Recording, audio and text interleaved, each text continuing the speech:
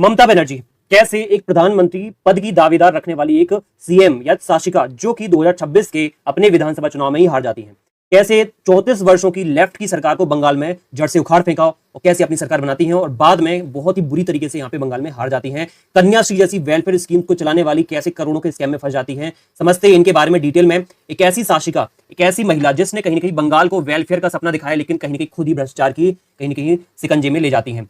5 जनवरी 1955 को जन्म लेती हैं बंगाल में, कोलकाता में। पढ़ाई करती हैं हिस्ट्री लॉ बीएड से। उसके बाद सीपीआईएम एक नेता सोमनाथ चटर्जी को 1984 में हराती हैं। कांग्रेस पार्टी में शामिल होकर के सोमनाथ चटर्जी जो कि लेफ्ट के एक बहुत बड़े नेता है उनको हराती हैं, लेकिन अंतिम तौर पर टीएमसी अपनी खुद की पार्टी की स्थापना करती है क्योंकि कांग्रेस से अनबन हो जाती है। इनकी 97-98 में ऑल इंडिया तृणमूल कांग्रेस की स्थापना करती है।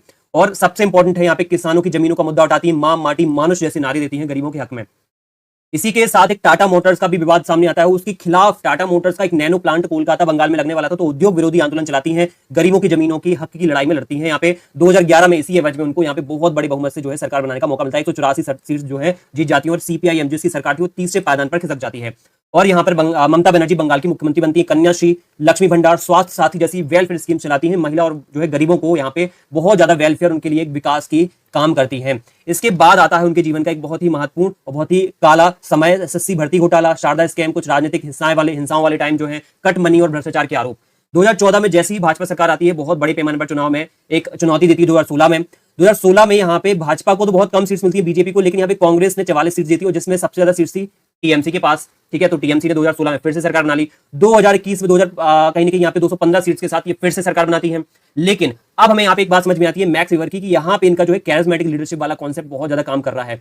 आपको पता होगा जैसे महात्मा गांधी, जैसे नेपोलियन जैसे लोगों का कैरिज्मेटिक लीडरशिप वाला कॉन्सेप्ट था ना, वैसे इनका भी बंगाल में एस्टैब्लिश हो जाता है। लेकिन जब इंसान इसका कहीं ना कहीं आदी हो जाता है तो फिर आता है उसके पतन का समय। तो स्कैम और विवादों में ये फंसती हैं। शारदा चिटफंड जो 2013 में होता है इसमें फंस जाती हैं। इसमें इनके नेताओं के नाम आते हैं। रोज वैली स्कैम में नेताओं के नाम आते हैं। एसएससी टीचर स्कैम में भी इनका नाम आता है। पार्थ चटर्जी जो इनकी सरकार, इनकी कैबिनेट में शिक्षा मंत्री रहते हैं, उनका नाम आता है। बताइए, तो यहाँ पे इतने सारे कोल स्मगलिंग जैसे, कैटल स्मगलिंग जैसे, कट मनी जैसे बड़ी बड़ी कंट्रोवर्सी स्कैम्स में इनका नाम आता है। तो यहाँ पे ये अपनी इस कैरिज्मेटिक जो एक लीडरशिप वाला एक व्यक्तित्व था उसको खो देती हैं और चुनावी हिंसा का फिर फायदा उठा करके कहीं की अलग अलग तरीके से स्थानीय स्तर के, पंचायत स्तर के, नगरीय निकाय स्तर के चुनाव जीतने की कोशिश करती है, जो कि लंबे समय तक नहीं टिक पाता है। और 2026 आती आती इनका जो है पूरा का पूरा लीडरशिप वाला, कैरिज्मेटिक लीडरशिप वाला जो एक व्यक्तित्व है वो धराशायी हो जाता है।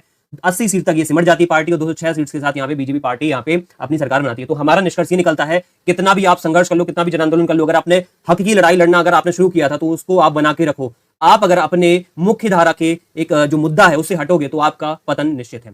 अंततः वे हार जाती है और इस प्रकार से एक प्रधानमंत्री दावेदार की यहाँ पे जो है हार होती है।